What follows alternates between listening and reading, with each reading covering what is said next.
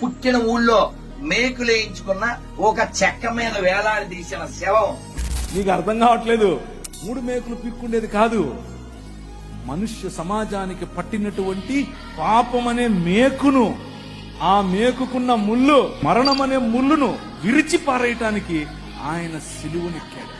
ఆ ప్రభువు భయంకరమైనటువంటి వైలెన్స్ కు ప్రతీకగా ఉన్నటువంటి సిలువను దాని మీద కాలేసుకుని కూర్చుని, ఓ మరణమా నీ ముళ్ళు ఎక్కడ, నీ విజయం ఎక్కడ? నీ ప్రభు అడిగితే మృత్యువుకు ముచ్చెమటలు పట్టే. ఈ రాజు రాజులకు రాజు, ప్రభువులకు ప్రభువు, పరిపూర్ణమైన దైవత్వము కలిగిన ఏకైక దేవుడాయన.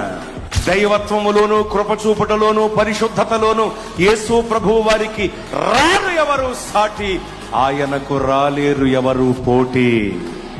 అంత గొప్ప దేవుడాయన.